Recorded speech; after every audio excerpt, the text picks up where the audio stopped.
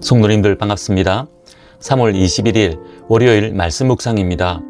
오늘 묵상 본문은 레위기 13장 18절에서 39절 말씀입니다.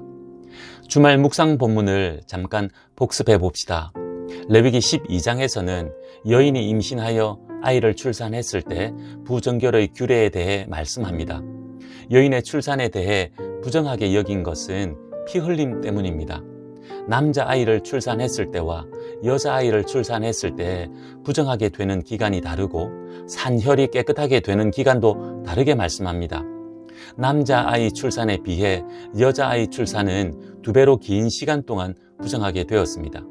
왜 이런 차이가 있었는지 정확하게 알 수는 없습니다.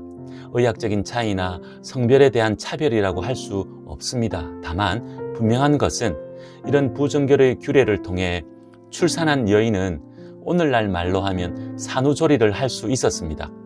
그래서 출산에 대한 부정결의 규례는 여인의 산후 회복을 위해 필요한 조치였습니다.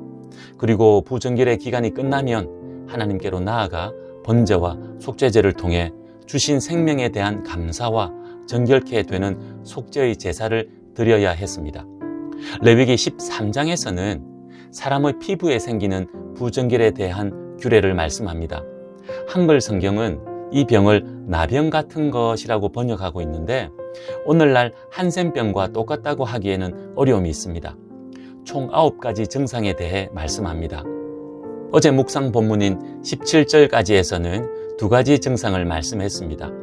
피부에 반점과 뾰루지 그리고 색점이 생기는 경우와 피부의 털이 희게 변하고 생살에 반점이 생기는 경우를 말씀했습니다. 자신의 피부에 이런 증상이 있으면 즉시 제사장에게로 가서 자신의 환부를 보여야 했습니다. 그리고 제사장은 하나님께서 하신 말씀의 기준대로 환부를 자세히 살펴야 했습니다. 그렇게 한 후 필요하면 격리를 명하기도 해서 증상의 결과를 신중하게 판단했습니다. 계속해서 오늘 묵상 본문입니다. 레위기 13장 18절에서 39절까지의 말씀에서는 피부에 생기는 종기와 화상 그리고 옴과 어루러기에 대한 진단과 정결하게 되는 방법을 말씀하고 있습니다. 먼저 18절에서 23절 말씀입니다. 피부에 종기가 생긴 경우입니다. 종기가 생겼다가 나은 후 그 환부에 흰점이 돋거나 희고 붉으스름한 색점이 생긴 경우에는 제사장에게 보여야 했습니다. 제사장은 이를 보고 그 환부가 일반 피부보다 얕고 그 털이 희게 변했으면 종기로 된 나병이기에 부정하다고 선언해야 했습니다. 하지만 그 환부가 흰 털이 없고 피부보다 얕지 않으면 7일 동안 환자를 격리한 후 다시 검사해야 했습니다.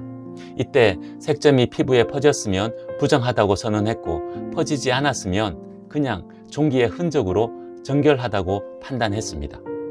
이어서 본문 24절에서 28절 말씀입니다. 피부에 화상을 입은 경우입니다. 화상을 입은 부위에 붉으스름하고 희거나 색점이 생기면 제사장에게 보여 진찰받아야 했습니다. 제사장은 종기의 경우와 마찬가지로 화상 입은 부위의 털이 희거나 다른 피부보다 우묵하면 화상으로 인해 생긴 나병으로 부정하다고 선언합니다. 하지만 아직 그렇지 않으면 7일 동안 격리한 후 다시 진찰해야 했습니다. 이때 화상 입은 부위에 병이 넓게 퍼졌으면 화상의 나병으로 부정하다고 선언했고 퍼지지 않았으면 정결하다고 선언했습니다. 계속해서 본문 29절에서 37절 말씀입니다. 남자나 여자의 머리나 턱에 생기는 버짐이나 상처의 경우입니다. 이런 곳에 상처가 생기면 제사장에게 가서 진찰받아야 합니다. 환부가 피부보다 우묵하고 누르스름하고 가는 털이 있으면 옴으로 진단되어 부정하다고 선언했습니다.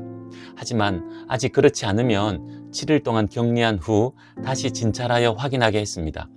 7일을 격리했는데도 아직 옴이 퍼지지 않았다면 환자의 머리털을 밀고 다시 한번 7일 동안 격리하게 했습니다. 그리고 환부를 확인한 후 옴이 피부에 퍼지지 않았으면 정결한 것으로, 만약 퍼졌으면 부정한 것으로 판단했습니다. 정결하게 판단받은 환자는 자신의 옷을 빨고 정결을 회복한 후 성전에 들어갈 수 있었고 일상생활에 복귀할 수 있었습니다. 만약 일상생활을 하다가 다시 증상이 나타나면 즉시 제사장에게로 가서 그 환부를 점검받아야 했습니다. 마지막으로 본문 38절, 39절 말씀입니다. 악성 피부병의 6번째 사례로 피부에 흰 색점이 생기는 어루러기에 대해 말씀합니다. 어루러기로 진단되는 색점은 앞서 살펴본 피부병의 색점과는 다르게 묘사하고 있습니다. 앞서 살펴본 피부병에서는 환부의 색이 붉으스름하고 누르스름하다고 묘사합니다. 그리고 부정하다는 판단을 내립니다. 하지만 여기서는 부유스름하다고 묘사하면서 이는 피부에 발생한 어루러기라고 진단합니다. 그리고 정결하다고 판단합니다. 이는 단순한 피부 발진이나 백반이었고 전염성도 없었기 때문이었습니다. 이제 본문을 묵상해 봅시다. 사실 레위기가 어렵고 지루하게 느껴지는 이유가 이런 본문 때문이기도 합니다.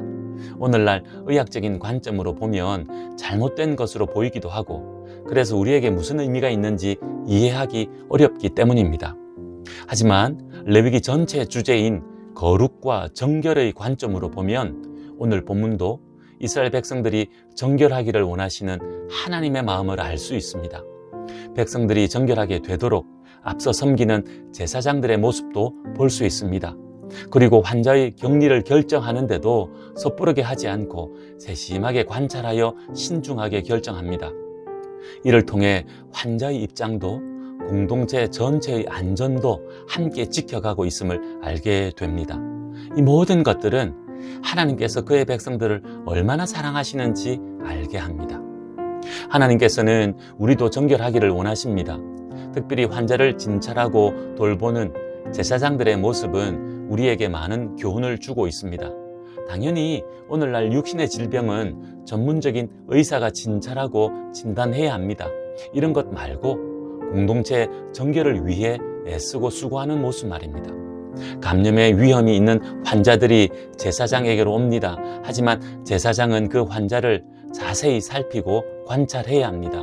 그리고 하나님께서 정해주신 기준을 따라 진단하고 판단합니다. 그렇게 하여 개인의 정결도 공동체의 정결도 유지하게 했습니다. 아울러 개인과 공동체를 질병으로부터도 보호했습니다.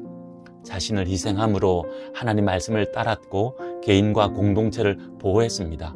묵묵히 거룩한 사명을 감당한 것입니다. 우리 모두는 세상 가운데서 왕같은 제사장으로 세움받은 자들이라 했습니다. 세상의 거룩과 정결을 위해 하나님의 말씀 붙들고 죄악이라는 감염의 위험이 도사리는 세상 속으로 나아가야 할 것입니다. 그곳에서 세상의 죄악에 감염된 영혼들을 붙들고 하나님의 말씀으로 치유해야 할 것입니다. 이런 모습을 다르게 표현하면 예수님께서 보여주신 것처럼 겸손과 사랑으로 긍휼과 자비로 죄인들에게로 나아가 복음 전하여 주님 만나게 하는 것입니다. 그렇게 살아가는 우리들 됩시다. 우리의 희생과 섬김을 통해 우리 이웃이 더 나아가 이 사회가 점점 정결하게 되기를 간절히 소원합니다. 기도하겠습니다.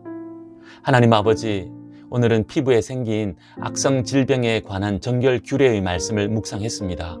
오늘날 우리에게 어렵게 다가오기도 하지만 우리의 마음과 생각을 열어주셔서 하나님의 뜻을 깨닫게 하옵소서.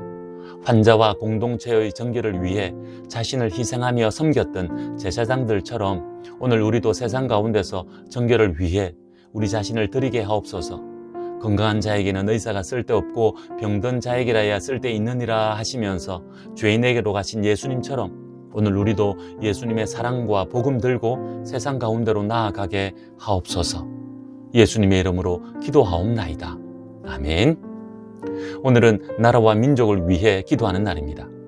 제가 무엇을 위해 기도합시다 하지 않아도 우리 성도님들 모두가 나라와 민족을 생각하면 드는 기도 제목이 있을 것입니다. 그 기도 제목 놓고 간절하게 기도합시다. 오늘 묵상 말씀 기억하며 이 나라 이 민족이 정결하기 원하시는 하나님을 대적하는 자리에 나아가지 않도록 기도하는 오늘 하루 됩시다. 오늘도 믿음으로 승리하십시오.